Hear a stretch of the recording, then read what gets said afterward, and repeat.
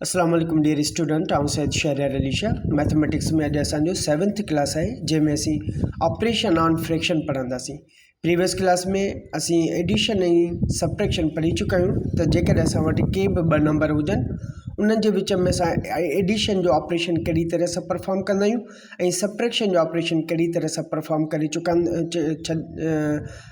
Subtraction जो operation कहिड़ी तरह सां परफॉर्म कंदा आहियूं उनखे असां सिखी चुका आहियूं, अंडरस्टैंड करे चुका आहियूं। रिमेनिंग असां वटि ॿ ऑपरेशन मौजूदु आहिनि, मल्टीप्लिकेशन एंड डिवीजन। सो अचो था वन बाय वन असां इन ॿिन्ही ऑपरेशन खे परफॉर्म करणु सिखूं था। त जेकॾहिं असां वटि के बि ॿ फ्रैक्शन जी वैल्यूज़ हुजनि उन्हनि जे विच में कहिड़ी तरह सां मल्टीप्लिकेशन जो ऑपरेशन परफॉर्म कबो आहे ऐं कहिड़ी तरह सां डिवीजन जो ऑपरेशन परफॉर्म कबो आहे। ठीकु आहे, सो मूव कयूं था। सभ खां पहिरीं असां मल्टीप्लिकेशन खे ॾिसूं था त कहिड़ी तरह सां मल्टीप्लिकेशन जो ऑपरेशन परफॉर्म थींदो आहे, देन उन खां पोइ डिवीजन जे ऑपरेशन खे सम्झण जी कोशिशि कंदासीं। लेट सपोज़ असां हिकिड़ो एग्ज़ाम्पल वठूं था। सपोज़ कयूं था असां वटि का वैल्यू आहे 12/18 एंड उन सां मल्टीप्लाई कयूं था, सपोज़ कयूं था 9/6। ठीकु आहे, हीअ असां वटि ॿ फ्रैक्शन जा नंबर आहिनि। हीअ बि असांजो फ्रैक्शन जो नंबर आहे, हीअ बि असांजो फ्रैक्शन जो नंबर आहे। असां वटि ॿ फ्रैक्शन जा नंबर आहिनि, ॿिन्ही फ्रैक्शन जे नंबर खे पाण में छा करिणो आहे, मल्टीप्लाई करिणो आहे। सो हिन प्रॉब्लम खे बि असां ॿिनि तरीक़नि सां हल करे सघूं था। अचूं था हिन सवाल खे हल कयूं। सभ खां पहिरियां त सॉल्यूशन लिखंदासीं। सॉल्यूशन लिखण खां पोइ वैल्यू असां साॻी रखंदासीं। 12/18 मल्टीप्लाई कंदासीं 9/6। ठीकु आहे, सो हाणे सभ खां पहिरियों छा कंदासीं, ॾिसंदासीं त आम्हूं साम्हूं 12 ऐं 6 ते का सेम टेबल लॻी सघे थी ऐं हिते ॾिसंदासीं 9 ऐं 18 ते का सेम टेबल लॻी सघे थी। ठीकु आहे, सो असां छा कंदासीं, इन ई वैल्यू खे हिते ई रिड्यूस कंदासीं, नंढो कंदासीं त जीअं असांखे मल्टीप्लाई करण में आसानी थिए। कीअं, हाणे ॾिसो 6 जी टेबल पाण ते हिकिड़ो चकर 1 छका 6 ऐं 12 ते 6 जी टेबल 1 छका 2 छका 12।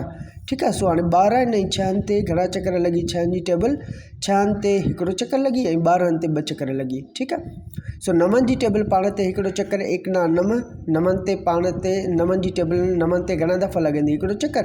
साॻी 9 जी टेबल 18 ते घणा दफ़ा लॻंदी, 1 9 9 2 9 18 2 चकर लॻंदी। ठीकु आहे, सो हाणे ॾिसो हिते असां वटि मथे छा बचियो आहे 2 ऐं मथे छा बचियो आहे 1, हेठि छा बचियो आहे 2 ऐं हिते छा बचियो आहे 1।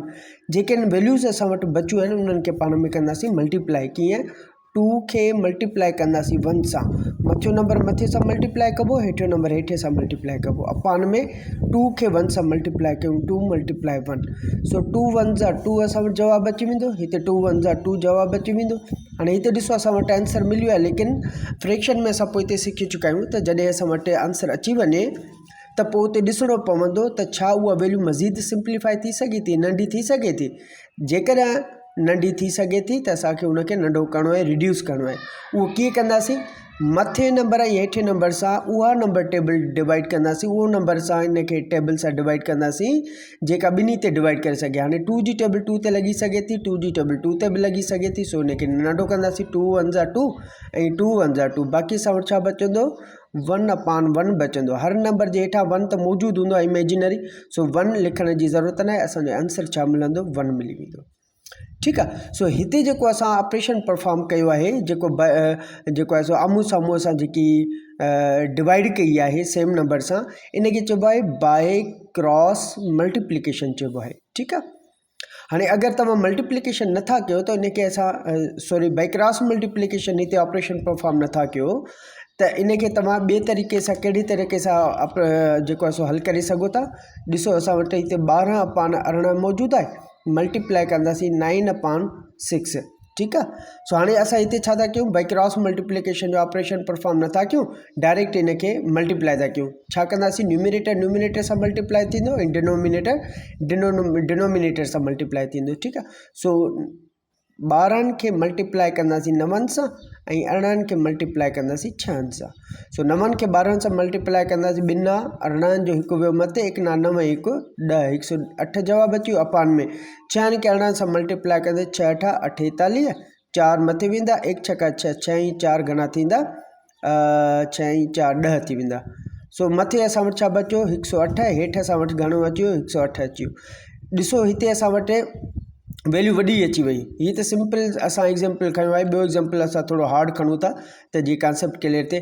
हाणे हिते ॾिसो असां वटि 108 जवाबु अचियो, हिते बि 108 अचियो, 108 अपॉन 108। 108 जी टेबल पाण ते हिकिड़ो चकर, 108 जी टेबल पाण ते हिकु चकर, त मथे छा बचियो असां वटि 1, हेठि छा बचियो 1। 1 इमेजिनरी नंबर हमेशह मौजूदु हूंदो आहे हर नंबर सां, तंहिंजे करे 1 लिखण जी न आहे ज़रूरत। हिते असां आंसर करे छॾींदासीं। ठीकु आहे। हाणे ॾिसो हिते असां छा कयोसीं, हिनखे सिंप्लीफाई कयोसीं, वैल्यूज़ खे नंढो कयोसीं, रिड्यूस कयोसीं। जॾहिं तव्हां एग्ज़ाम में विहंदा त टाइम बचाइण लाइ तव्हांखे क्रॉस बाई क्रॉस मल्टीप्लिकेशन करणी पवंदी। अगरि तव्हां हिन मेथड खे अप्लाई कंदा या पैटर्न खे अप्लाई कंदा त इन में आख़िर में तव्हांखे ॾुखियाई थींदी, उन नंबर खे रिड्यूस करण में तव्हांजो वक़्तु ज़ाया थींदो। ठीकु आहे। सो बहितर आहे त तव्हां बाई क्रॉस मल्टीप्लिकेशन जो इहो जेको आहे सो इस्तेमालु करे उन वैल्यूज़ खे उते ई सिंप्लीफाई करे लास्ट में तव्हां इन खे मल्टीप्लाई कयो। कीअं, हिकिड़ो ॿियो एग्ज़ाम्पल सिखी था वठूं त जीअं मज़ीद कॉन्सेप्ट क्लियर थी वञे। मिसाल जे तौर ते अगरि असां ईअं खणी चऊं था त असां वटि नंबर आहे 72 अपॉन 80, मल्टीप्लाई कयूंसि था असां इनखे ईअं खणी कयूं 8 अपॉन इनखे कयूंसि था 6 सां। ठीकु आहे। हाणे हीअ असां वटि ॿ फ्रैक्शन नंबर, हीअ बि फ्रैक्शन जो नंबर आहे, हीअ बि असांजो फ्रैक्शन जो नंबर आहे। ठीकु आहे। ॿिन्ही खे पाण में छा करिणो आहे, मल्टीप्लाई करिणो आहे। कीअं कंदासीं, सभ खां पहिरियां सॉल्यूशन लिखंदासीं, सॉल्यूशन लिखण खां पोइ वैल्यू साॻी रखंदासीं, 72 अपॉन 80 मल्टीप्लाई कंदासीं इनखे 8 अपॉन 6 सां। हाणे हिते असां छा था कयूं, इन वैल्यूज़ खे इते ई नंढो था कयूं, रिड्यूस था कयूं, त जीअं असांखे अॻिते मल्टीप्लाई करण में आसानी थी वञे। ठीकु आहे। सो हाणे 6 जी टेबल पाण ते हिकिड़ो चकर ऐं 72 ते घणा दफ़ा लॻंदी, 1 छका 6, 7 मां 6 ॾींदा त 1 बचंदो, 1 वठी ॾींदासीं ॿिन्ही खे। 6 जी टेबल 12 ते घणा चकर लॻंदी, 2 छका 12, त मथे असां वटि 12 बचियो। हिते ॾिसो असां वटि 8 जी टेबल पाण ते हिकिड़ो चकर ऐं 8 जी टेबल 10 चकर पढ़ंदासीं त जवाबु असां वटि 80 अची वेंदो। हाणे हिते वैल्यूज़ असां वटि सिंप्लीफाई थी वियूं। छा कंदासीं, हाणे मथियो नंबर मथे सां मल्टीप्लाई कंदासीं, हेठियो नंबर हेठे सां मल्टीप्लाई कंदासीं। सो 12 मल्टीप्लाई 1 ऐं 10 मल्टीप्लाई 1 थी वेंदो। ठीकु आहे। सो हाणे हिनखे मज़ीद मल्टीप्लाई कयूं त 12 खे 1 सां मल्टीप्लाई कंदासीं त असांजा 12 अची वेंदा, 10 खे 1 सां मल्टीप्लाई कंदासीं त 10 अची वेंदा। हाणे हिते ॾिसो असां वटि वैल्यू जेकी मिली आहे उहा नंढे फॉर्म में मिली आहे। हिनखे नंढो करण में बि असांखे आसानी थी वेंदी ऐं टाइम कंज़्यूम घणो न थींदो। हाणे 12 ऐं 10 खे अञा मज़ीद छा करिणो आहे, रिड्यूस करिणो आहे, नंढो करिणो आहे। हीअ असांजो आंसर त आहे, लेकिन फ्रैक्शन में छा थींदो आहे त जॾहिं असांजो आंसर अची वञे त लास्ट में असां ॾिसंदासीं त छा उनखे मज़ीद रिड्यूस करे सघूं था या नथा करे सघूं। रिड्यूस करे सघूं था त उनखे नंढो कंदासीं, अगरि नथा करे सघूं त उहो ई असांजो छा थींदो, आंसर थींदो। लेकिन हिते 12 ऐं 10 ते टेबल लॻी सघे थी। कहिड़ी टेबल लॻी सघे थी, 2 जी टेबल। 2 जी टेबल 10 ते घणा चकर लॻंदी, 5 × 10, ऐं 2 जी टेबल 12 ते घणा दफ़ा लॻंदी, 6 चकर लॻंदी। सो कटे सटे असांजो आंसर अची वेंदो 6 अपॉन 5। हाणे 6 ऐं 5 ते सेम टेबल लॻी सघे थी, नथी लॻी सघे, तंहिंजे करे असांजो फाइनल आंसर छा थींदो, इहो ई आंसर थींदो। ठीकु आहे। हाणे हिते असां छा कयोसीं, ही बाई क्रॉस मल्टीप्लिकेशन कईसीं। छाजे करे त असांखे हेठि ॾुखियाई न थिए, हेठि सिंप्लीफाई करण में या हेठि मल्टीप्लाई करण में असांखे आसानी पैदा थी वञे, तंहिंजे करे असां हिते छा कयोसीं, बाई क्रॉस मल्टीप्लिकेशन जो ट्रिक इस्तेमालु कईसीं। ठीकु आहे। बाई क्रॉस मल्टीप्लिकेशन करे वैल्यूज़ खे सिंप्लीफाई कयोसीं। हाणे असां ॿिए तरीक़े सां सिखूं था। ठीकु आहे। उते असां बाई क्रॉस मल्टीप्लिकेशन जो ऑपरेशन परफॉर्म न कंदासीं त ॾिसंदव त तव्हांखे वाज़िब फ़र्क़ु अची वेंदो। उते असांखे ॾुखियाई थींदी, उनखे वैल्यूज़ खे सिंप्लीफाई करण में बि असांखे ॾाढी ॾुखियाई पेश थींदी। सो अचो त इन जी वैल्यू खे सिंप्लीफाई कयूं। 72 अपॉन असां वटि वैल्यू आहे 80, मल्टीप्लाई कंदासीं 8 अपॉन 6 सां। हाणे ॾिसो हिते असां बाई क्रॉस मल्टीप्लिकेशन नथा कयूं, छा था कयूं, मथे नंबर न्यूमिनेटर सां मल्टीप्लाई था कयूं, डिनोमिनेटर सां मल्टीप्लाई था कयूं। सो 72 मल्टीप्लाई 8 थी वेंदो, अपॉन में 80 खे मल्टीप्लाई कंदासीं 6 सां। सो 72 खे 8 सां मल्टीप्लाई कयूं, 2 8 16 जो हिकु वियो मथे, 7 8 56 हिकु 57, त हिते 576 जवाबु अची वियो। 2 8 16 जो हिकु मथे, 7 8 56 हिकु 57। ठीकु आहे। अपॉन में 6 खे 80 सां मल्टीप्लाई कयूं, 0 6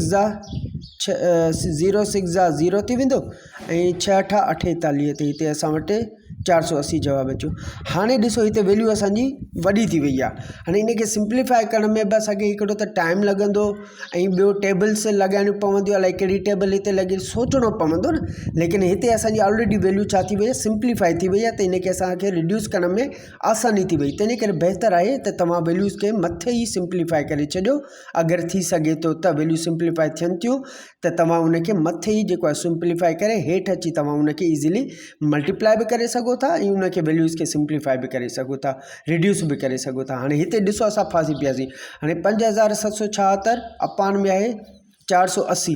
हाणे हीअ वॾी वैल्यू आहे, इनखे सिंप्लीफाई करण में बि असांखे टाइम लॻंदो। हाणे कहिड़ी टेबल पढ़ूं जो असां वटि आंसर छा मिले, 6/5 मिले। हाणे हिते ॾिसूं था त हिते असां वटि कहिड़ी टेबल लॻी सघे थी, 4 जी टेबल लॻी सघे थी। हा, 4 जी टेबल लॻी सघे थी। ठीकु आहे, सो 4 जी टेबल लॻायूंसि। 1 चौंक 4, 5 ते 4 जी टेबल हिकिड़ो चकर, 1 चौंक 4, 5 मां 4 वेंदा त 1 बचंदो, 4 चौंक 16, 1 वठी ॾियूं, 4 चौंक 16। हिते ॾिसूं 4 जी टेबल, 1 चौंक 4, 2 चौंक 8, 0 साॻियो, त 144/120 थी वियो।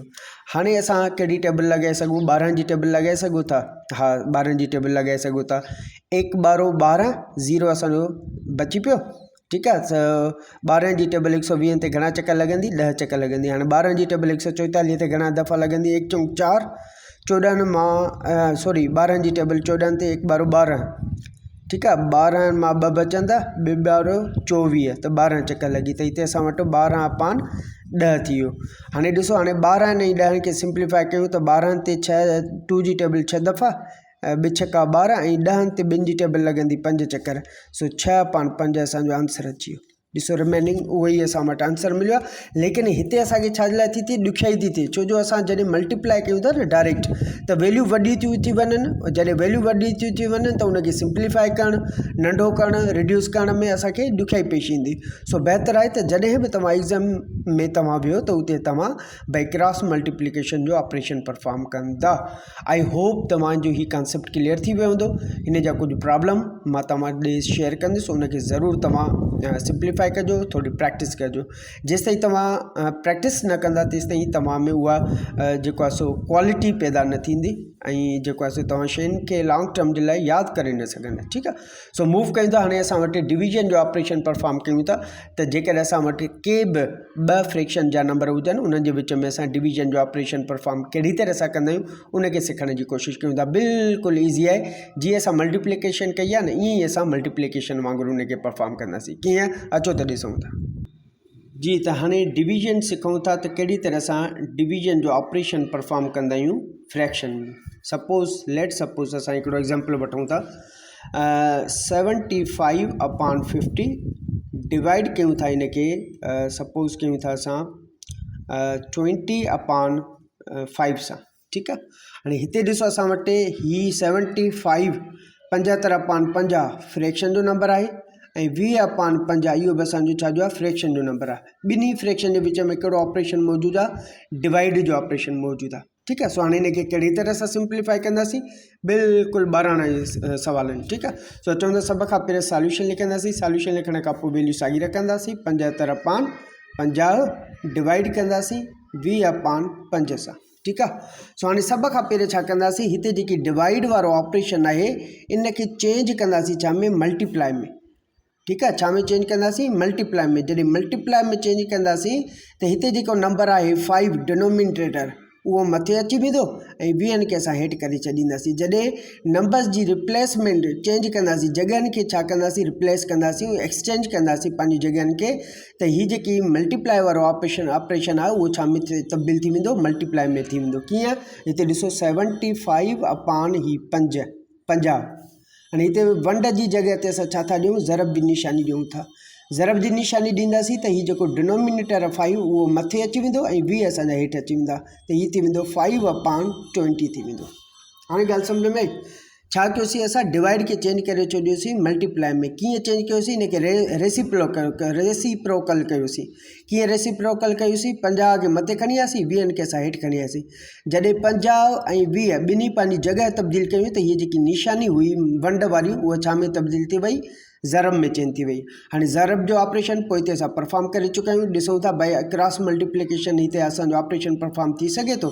छा हिते असां बाई क्रॉस मल्टीप्लिकेशन करे सघूं था? अगरि करे सघूं था त कंदासीं। हिते हिन वैल्यूज़ खे छा कंदासीं? नंढो कंदासीं, सिंप्लीफाई कंदासीं। ठीकु आहे, त जीअं असांखे अॻिते आसानी थिए। हाणे हिते ॾिसो 75 ऐं 20, 75 20 ते कहिड़ी टेबल लॻी सघे थी? आई थिंक 5 जी टेबल लॻी सघे थी। 5 जी टेबल 20 ते 1 5 5 2 5 10 टिप 15 4 5 20, 20 ते 5 जी टेबल घणा दफ़ा लॻी अथई? 4 दफ़ा लॻी अथई। ऐं 75 ते 5 जी टेबल 1 5 5, 7 मां 5 वेंदा त 2 बचंदा, 5 5 25, 15 चकर लॻंदी।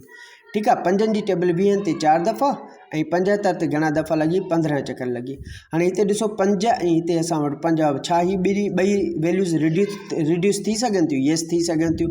5 ऐं 50 ते कहिड़ी टेबल लॻी सघे थी? 5 जी टेबल 1 5 5, 10 5 ऐं 50। हाणे हिते ॾिसो असांजूं वैल्यूज़ सिंप्लीफाई थी वियूं आहिनि, नंढियूं थियूं, रिड्यूस थी वियूं आहिनि। हाणे छा कंदासीं? मल्टीप्लाई कंदासीं। न्यूमिनेटर सां मल्टीप्लाई थींदो ऐं डिनोमिनेटर सां मल्टीप्लाई थींदो। सो 15 ज़रब कंदासीं 1 सां ऐं 10 ज़रब कंदासीं 4 सां।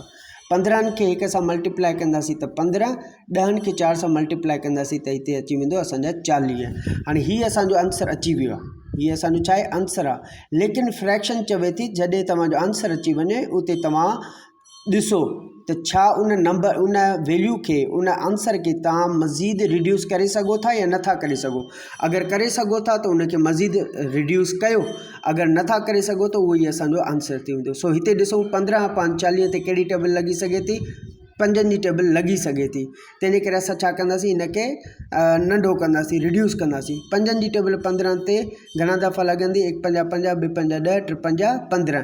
15 ते 5 जी टेबल घणा दफ़ा थी लॻे? 3 दफ़ा थी लॻे।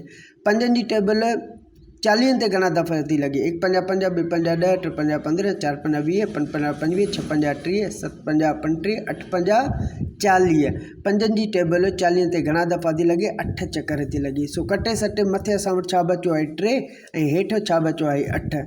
छा हिन खे मज़ीद सिंप्लीफाई करे सघूं था? रिड्यूस करे सघूं था? न, नथा करे सघूं। बिकॉज़ 3 ऐं 8 ते का बि अहिड़ी टेबल न आहे साॻी जेका हिन ॿिन्ही खे डिवाइड करे सघे। सो आंसर असांजो फाइनल आंसर कहिड़ो थींदो? 3/8 थी वेंदो।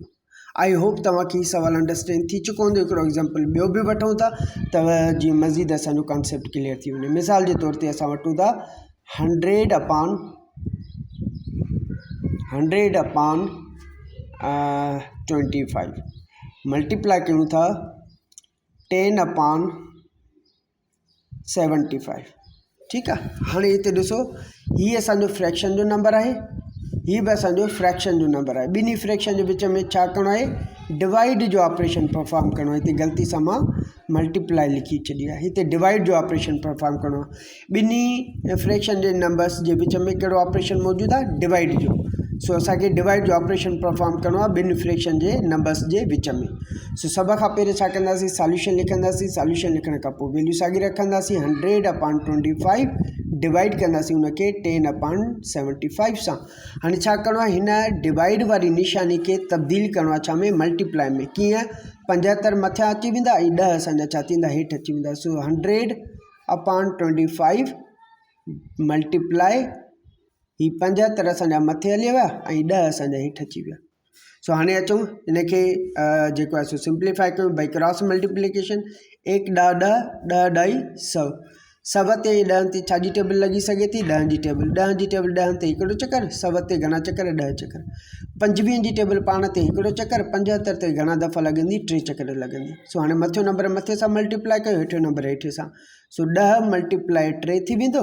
न्यूमिनेटर सां मल्टीप्लाई थींदो, डिनोमिनेटर सां मल्टीप्लाई थींदो। ऐं हेठि असां वटि छा बचियो आहे? 1 × 1 बचियो आहे। 10 खे 3 सां मल्टीप्लाई कंदासीं त जवाबु अची वेंदो 3। 1 खे 1 सां मल्टीप्लाई कंदासीं त जवाबु ईंदो 1। 1 हर नंबर जे हेठां मौजूदु हूंदो आहे। आंसर छा अची वेंदो? असांजो 3 अची वेंदो। हीअ असांजो छा थियो? आंसर अची वियो। आई होप तव्हांखे हीउ सवाल अंडरस्टैंड थी चुका हूंदा। हाणे असांजो जेके बेसिक ऑपरेशन मौजूदु हुया, एडिशन, सब्ट्रैक्शन ऐं मल्टीप्लिकेशन ऐं डिवीजन, इहे चारई ऑपरेशन असां जेको आहे सो परफॉर्म करे चुका आहियूं। फ्रैक्शन असांजी कंप्लीट थी चुकी आहे। हिन जूं कुझु पॉइंट्स मिसप्लेस आहिनि, रहनि थियूं, जेके असां अॻिते कवर करण जी कोशिशि कंदासीं। हिन वक़्तु मूंखे इजाज़त ॾींदा। अल्लाह हाफ़िज़।